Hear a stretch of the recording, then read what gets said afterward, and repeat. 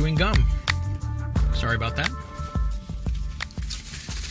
Okay, it's a hot one today, so brevity being the soul of wit, I am going to try to be as brief as possible today.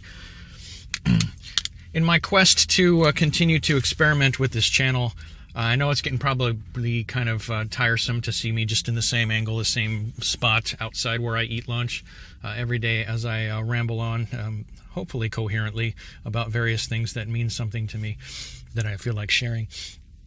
I wanted to boot this up today and try, because my head and my heart are in a strange place. So there's a good chance this won't even make it online, but if it does, then that's cool. That means the experiment worked. The experiment being, of course, that my usual approach is I feel super close to the Lord. I feel his burden. I fire this thing up and I talk until I'm done, and then I go for it. But I feel, you know how we have those ebbs and flows? I feel distant. I feel really distant from him lately for a number of reasons. Just the last couple days. It's a weird process. I think I have some ideas on why it happens, but one of the things I'm trying to do to jumpstart myself and to get close to him again is to fire this up and just start talking, because I want to talk about fear. Yeah, don't click off yet, please. I know I've done obedience, I've done serving the Lord, I've done suffering and fear. I mean, it's kind of a litany of horrors, if you will.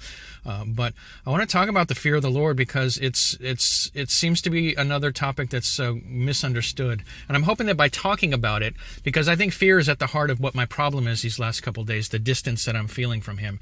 And it could be that I'm drawing away, or it could be that he's stepping, like when you got a child, you beckon him or her forward, like take a few steps back and say, come on, and then they toddle forward and you catch them.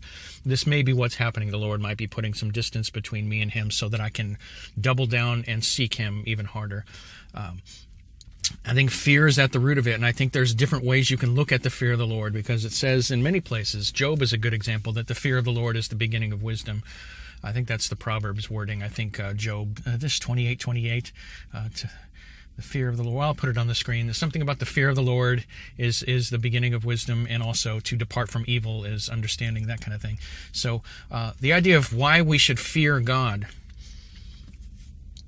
because fear seems like such a negative thing, and yet it's in both Testaments. Hebrews, therefore, since we are receiving a kingdom that cannot be shaken or moved, let us have grace whereby we may serve God acceptably with reverence and godly fear, for our God is a consuming fire. There's so much in those two verses that I can talk about.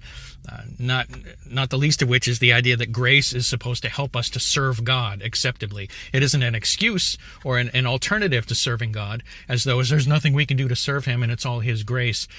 His grace is to enable us to serve him reverently with reverence and godly fear, both of them. I know sometimes translations will take the word fear in the Greek and translate it reverence, to soften it, to take that edge off, which is what we're talking about. The idea that fear has a negative connotation to it, and they translate it into reverence, but there's a huge difference between reverence and fear.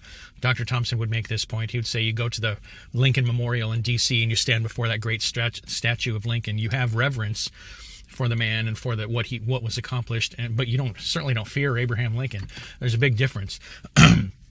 And yet the fear of the Lord is the beginning of wisdom, and I think that that's the whole reason, one of the reasons, I can't say, I would know why God put Job through that, I don't know. But it seemed to me that the result was to strengthen the idea of his fear and respect for the Lord, and to help him to serve him better. Because he says, have you seen my servant Job who fears me? That's what's part of his description of him. See, he fears me. So why should we fear God? I think that it doesn't have to be complicated. I think it's just the sheer idea that he's God and he can do anything he wants to, and he owes nobody any explanations. That's one of the big takeaways I got from Job when we performed it last Easter, was that God is God. He can do. I mean, the idea that you were created, that I was created by a being who can make up his own rules. He doesn't have to be good. He is, but boy, we're lucky lucky. That's not the right word. It's fortunate for us that he is, but the fact that he can do whatever he wants and he owes nobody any explanation, if that doesn't put a certain amount of fear into you, then it should. And that should be the very foundation upon which everything is built. That healthy fear that God is all powerful. We love to talk about how all powerful he is when it comes to how he can help us to get out of our situations or strengthen us or deliver us in some way or another. But the fact that he's all powerful and he could wink us out of existence if he wanted to, he could just like, psst, and we're gone like we never existed, and he doesn't have to explain himself. That should shake you, and it should keep you humble. There's lots of places in the Bible that talk about you should humble yourself. Humble yourself before God, and he will lift you up. So there's something we can do. There's lots of things that we can do. It's not like I can't do anything, Lord.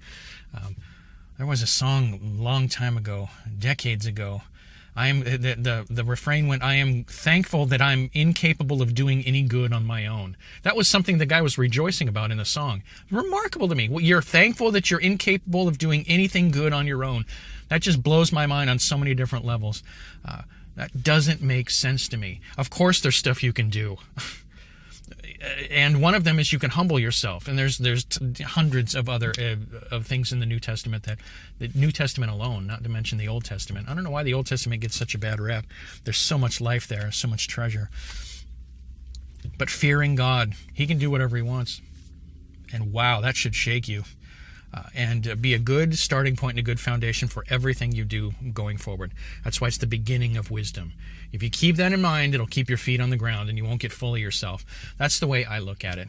But the fear that's keeping me, the fear that I'm afraid, and if you'll pardon the redundancy of that, I'm afraid that the fear of the Lord in my case, these last couple of days especially, has been this fear of approaching him. Because I got this fear that he's angry at me. So it's keeping me from seeking and connecting with him out of fear of what I may see or hear back from him if I try to connect. Like knock on the door and he opens it up and he's angry. It's like, Dave, you messed up. You blew it. So I feel like I've stepped in it somehow with him, even though I have nothing to base that on. It's just this fear. It's a warped fear that is keeping the door closed between him and me. It's presenting yet another obstacle that I need to find a way to navigate through and reconnect with him. The idea that if I try to connect with him, he's going to, flick me or brush me off or tell me, I never knew you, depart from me. After all we've been through, depart from me because you apparently screwed up this time or something. There's something the enemy's doing to twist that fear from the healthy, respectful fear of the fact that God can do whatever he wants, which should be exciting in a way because he can do whatever he wants. There's nothing he can't do. With God, all things are possible. It's remarkable. And yet, without him, we can do nothing. So I think there's two sides of the same coin. If you're low and you need to be lifted up, it's like, come on, brother. With God, all things are possible. And then if you're riding high and you're thinking pretty highly of yourself, you need to be reminded that he that thinks he's something when he's nothing deceives himself. And it's like, hey, keep in mind, without him, we can do nothing. All right, so take it down a little bit there. So the mountains get brought down and the valleys get lifted up. So, yeah, the fear of the Lord is healthy, and I think it's something we need to talk about. And it's been hampering. The fear's been warped in me, and it's become a roadblock. So that's something I need to navigate. So I was hoping that by firing this bad boy up and talking about it, it would help me get my head on straight. Because right now I feel like I'm in a holding pattern with this distance between the Lord and I want to bridge that. And I think that He'll meet me halfway. I don't think He's gonna. There may come a time when he just sovereignly comes in and just grabs me by the head and lifts me out of the mire and put my feet upon the rock. But then I think there's also, you seek me and you'll find me. So I'm trying to seek him and keep a proper perspective on the right kind of fear. So I think that's enough for now. I'm about to boil over here because it is super hot. And and I'm still under 10 minutes, so that's pretty good. So let me know your thoughts in the comments if you want on what the fear of the Lord. I think it's important, and I don't think it has to be a huge negative. I think it just should be sobering, and it should keep our feet on the ground in the way that's supposed to be. That's it. I'm going to stop now. Bye.